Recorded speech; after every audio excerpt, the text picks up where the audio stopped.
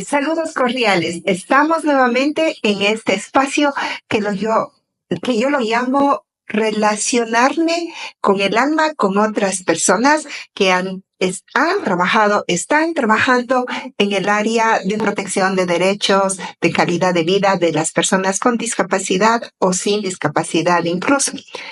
Eh, Estoy muy contenta de estos programas porque a través de esto podemos ligar, rescatar a personas valiosas y que nos cuenten también su historia de vida, pero que nos generen los sueños a futuro. Entonces, bajo esa perspectiva, les invito que me sigan por YouTube, por Spotify y por todas las redes sociales. Tengo conmigo una hermosa entrevistada, que es la arquitecta Patricia Huiracocha Tutirén, es mi hermana. Y está por dos razones, porque es mi hermana y porque vivió con nosotros, con Víctor Hugo, nuestro hermano, y cómo comentar cómo Víctor Hugo cambió nuestras vidas desde la forma de vivir, la elección de las carreras y cómo hemos ido transformando la vida de los demás desde lo que hemos hecho. Patricia es arquitecta, también siguió una carrera en educación, una maestría en ejecución de proyectos y también fue directora del MIDUBI, ¿no? En todo el área arquitectónica. Patricia, ¿qué significó para usted Víctor Hugo en su vida como mujer? También además es una gran mujer luchadora. ¿Qué significó Víctor Hugo en su vida como mujer en las elecciones que hizo en su vida? Bueno, primero quiero felicitarles por estos espacios, porque creo que es un espacio de resiliencia donde que las personas involucradas con la discapacidad pueden hablar con el corazón. Entonces creo que estos espacios son necesarios para podernos expresar, porque muchas veces hace falta conversar y contar nuestras penas y alegrías para que las personas que están involucradas con la discapacidad se fortalezcan.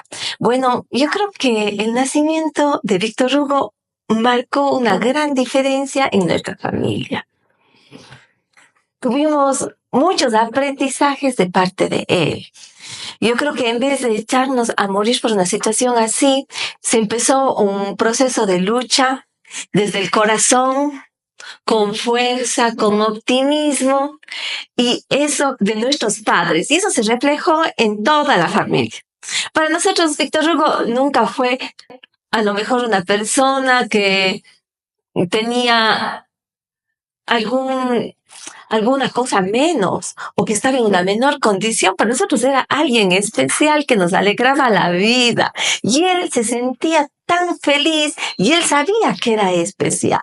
Y eso hizo que nosotros veamos en cada espacio que vayamos viendo, le encontremos a él y busquemos transformar esa situación. Por ejemplo, yo creo que no podría ver la arquitectura de la misma manera si no hubiese tenido un hermano con discapacidad. Porque generalmente los arquitectos diseñamos para la gente normal, común y corriente, pero nosotros no. Yo creo que incluimos dentro de nuestros proyectos la diversidad, pero no desde un punto de vista negativo, sino como un enriquecimiento.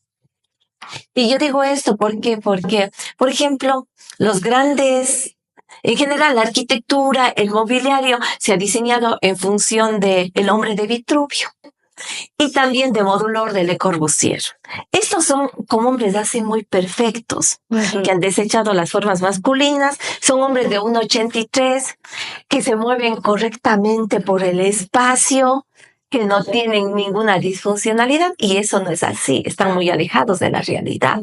Y nosotros, después de haberle tenido a Víctor Hugo en nuestra vida, sabemos que no es así, que los hombres, las mujeres no tenemos esa posición perfecta. Los latinoamericanos son más pequeños, pues yo mido menos de 1,60. Entonces, ¿qué diferencia que hay entre esos diseños? Entonces, eso nos llama a cambiar, a transformar la realidad, ¿no es cierto? Y también tenemos que aprender que que el hombre no camina siempre rectito, tiene a lo mejor, puede tener alguna deficiencia en la movilidad, no ve bien, no escuchamos bien, y no solamente por nacimiento, sino a lo largo del año, de nuestra vida, vamos adquiriendo ciertas cosas y la arquitectura tiene que ser flexible y encontrar respuestas a estas situaciones.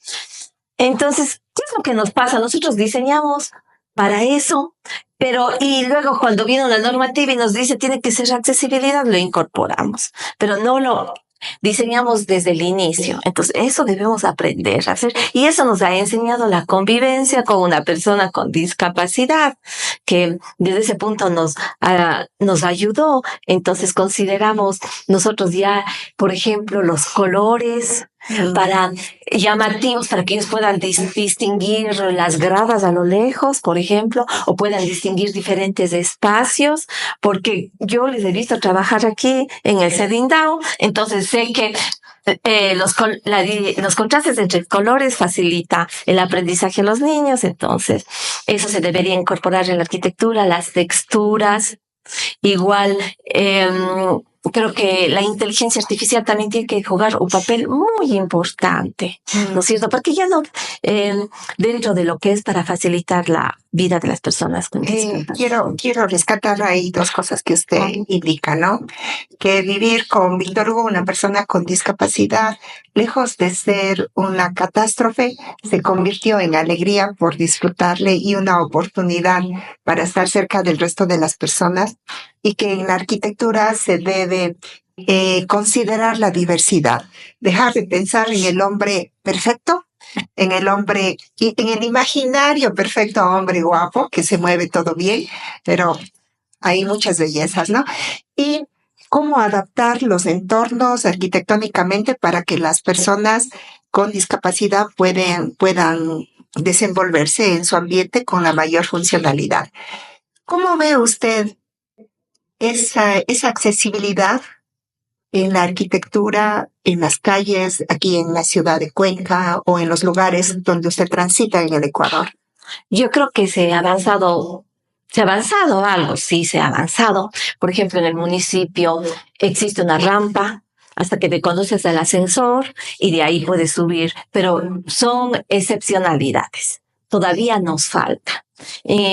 Nos falta emitir políticas públicas que obliguen a las edificaciones y más que obligar, que concienticen y que den también incentivos para que la gente construya con accesibilidad universal. Por ejemplo, dar ciertos descuentos en impuestos a las construcciones que tienen accesibilidad universal. Sí existe algo de eso con respecto a construcciones verdes que contemplan un poco de la accesibilidad, pero solo como complemento. Yo creo que debe ser ya concebido como algo parte de la sociedad, porque el 2.84 de las personas en el Ecuador tienen algún tipo de discapacidad. O sea, es un número reducido. Y se calcula que para el año 2050 las personas mayores de 60 años se va a duplicar. Y nosotros sabemos que con los tiempos vamos teniendo movilidad reducida, se nos va reduciendo la audición, la visión, a veces perdemos la memoria, vamos adquiriendo un montón de discapacidades. Entonces, eso se debe ya considerar todas esas situaciones porque son partes de las etapas de nuestra vida, que vamos a tener alguna discapacidad, y también porque digo que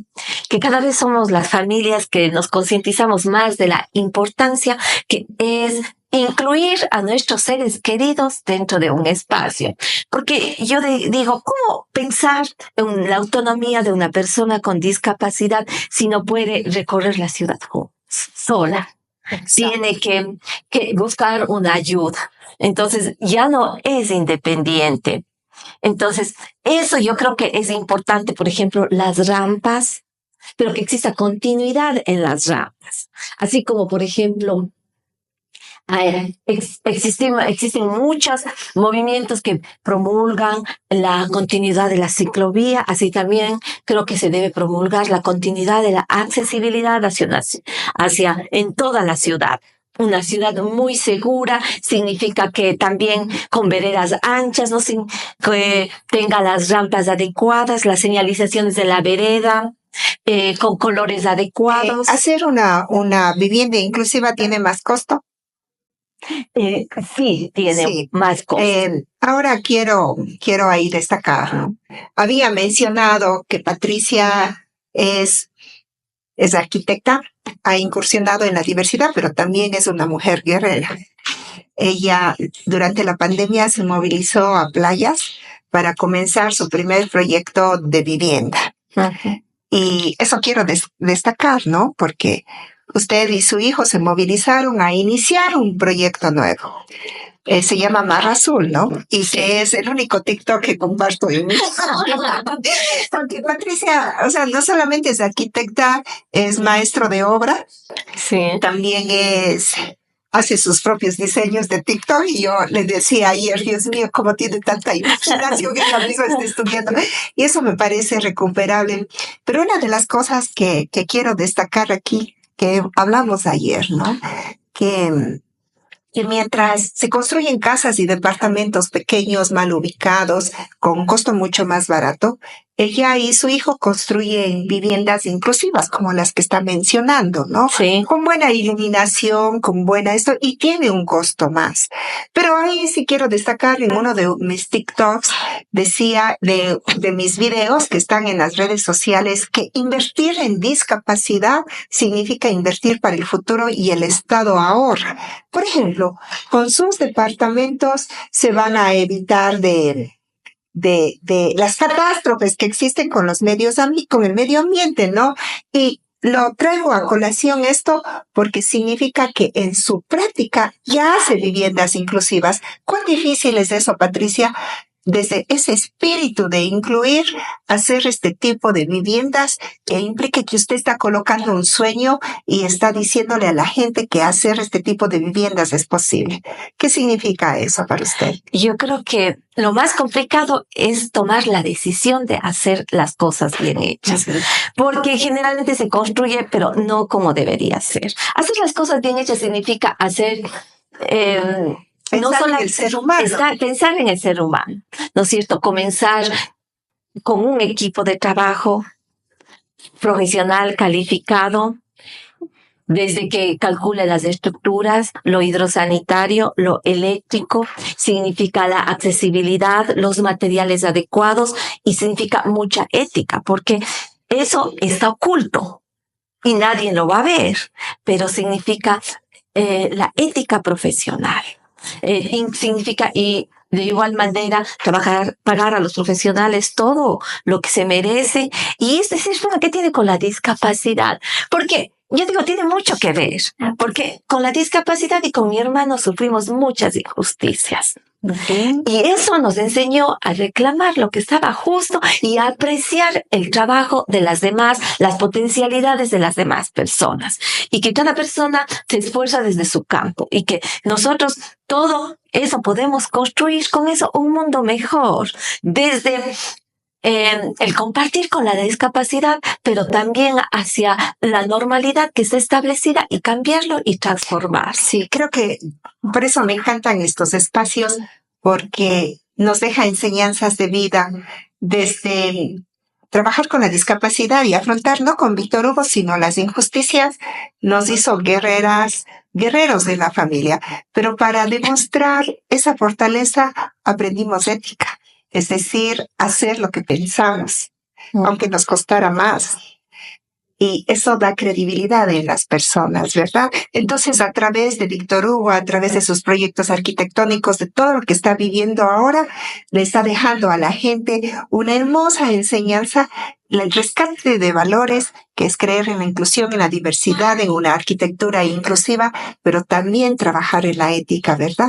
Claro, y yo que va en contra de la corrupción actual. En contra de la corrupción actual, y es entregarles también una calidad de vida. Por ejemplo, nosotros hacemos espacios bien iluminados porque sabemos que es salud, que es alegría, bien ventilados porque sabemos el beneficio que eso produce para la calidad de vida. Igual, incluimos dentro de eso espacios bonitos como la vegetación, porque creo que es importante rescatar el medio ambiente y también muchos tienen una vista hermosa, porque creo que debemos sensibilizarnos ante esas cosas.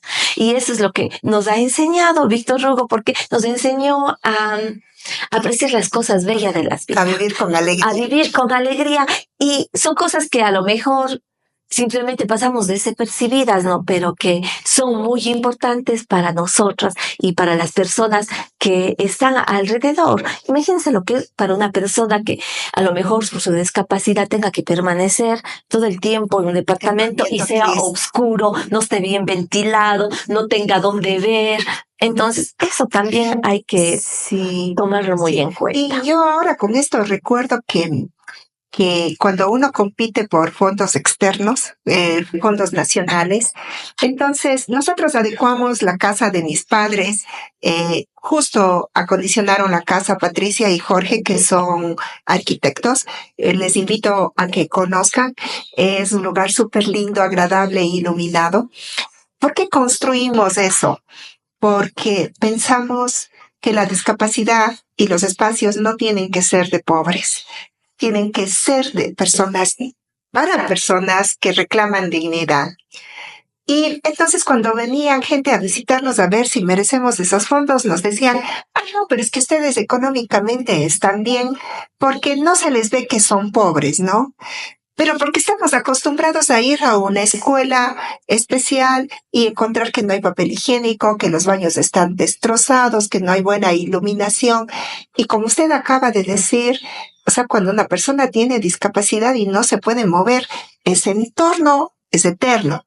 Y ese entorno tiene que tener calidad de vida, ¿no es cierto? Sí, y también tenemos que pensar que una vivienda o departamento es una inversión para toda la vida y que algún rato nosotros, por cualquier circunstancia de la vida, vamos a permanecer en ese espacio porque nos fracturamos el brazo, porque tenemos alguna enfermedad, una movilidad reducida. Entonces tenemos que estar en un ambiente que nos alegre la vida, que nos dé ganas de vivir, que nos produzca esperanza, que no nos dé depresión. Y también yo, como decía, es importantísimo esto de la discapacidad porque aprendemos a enriquecernos con las diferencias. Y dentro de eso está la diferencia entre hombre y mujer, la diferencia de edades. Por ejemplo, mi hijo es joven, es brillante y yo soy ya mayor también, pero yo tengo la experiencia toda, pero nos hemos acostumbrado porque así hay que trabajar con la diversidad. Debemos y aprender a entenderlos y salir adelante, porque siempre nos va a enriquecer las diferentes formas de pensar, de ser, de sentir, de decir y de todo, ¿no? Yo creo que eso es un gran aporte hacia la sociedad, la diversidad que nos da la discapacidad. Claro, había mencionado en un programa con Catalina Mendoza que dentro del proyecto de investigación hicimos búsqueda activa casa por casa. Las personas viven en conventillos, es decir, casas que están arrendadas, cuartos por familia, y que en esos entornos no podían disfrutar de una calidad de vivienda como lo que se está mencionando, con iluminación, con entornos de naturaleza saludables, etcétera. Y que hay niños que están escondidos y que no tienen acceso a educación ni a salud. De ahí la necesidad de pensar que dentro de las políticas públicas, la elaboración de la ley, los reglamentos, el presupuesto, la ejecución del proyecto, deben incorporarse propuestas arquitectónicas y además estatales que dé oportunidad a las personas que son diversas y que tienen diferentes limitaciones, ¿verdad? Claro, yo creo que es importante plantear un tipo de vivienda colectiva para poder aprovechar al máximo los espacios, ¿no es cierto? Sí poder, si yo en un cuarto de 4x4, un ambiente tengo que tener lavandería, todo, ahí hasta patio, va a ser complicado dar por la situación de encarecimiento del terreno, de la vivienda. Pero si yo planteo lavanderías colectivas, patios, áreas verdes colectivas, eso va a abaratar la vivienda. sin bajar la calidad la calidad de la vivienda. Yo recuerdo cuando estaba en el Ministerio de Vivienda, tenían preferencia a las personas con discapacidad.